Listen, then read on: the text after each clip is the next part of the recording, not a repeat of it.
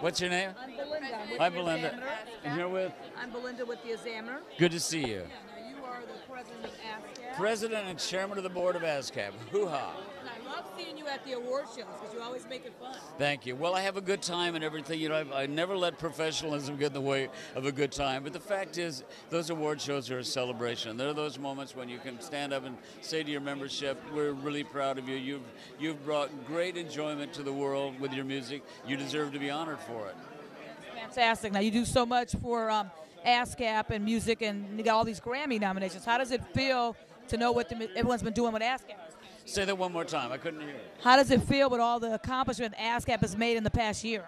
Well, it feels wonderful. We have our challenges. I spend a lot of time in Washington, D.C. to make sure that the young Tricky and the Dreams coming up, the young Neos, the guys that are just beginning, can continue to make a really good living with their music. It's a challenge and all. We have great friends in D.C. on both sides of the aisle. What we need to do is make sure that people sitting at home with their devices know that there's somebody that writes this music, somebody that produces it, somebody that creates it, sometimes behind the singer out there. And that there's kids sitting around the breakfast table that deserve to have some cereal. And when you steal music, you deny the cereal, to those people. We have to make sure that this thing, as a viable economic little revolving wheel, keeps turning.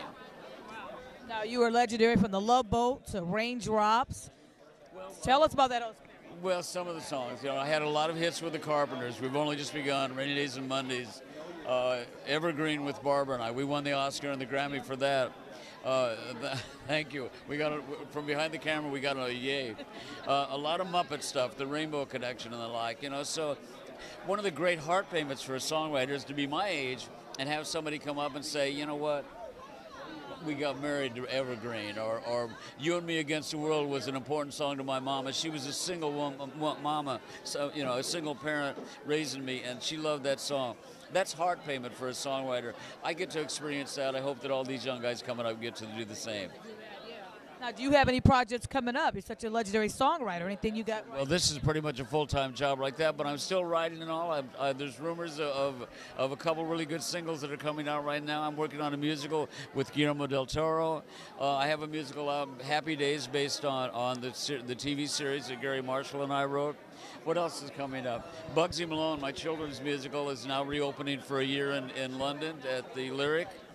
Life is good. Wow.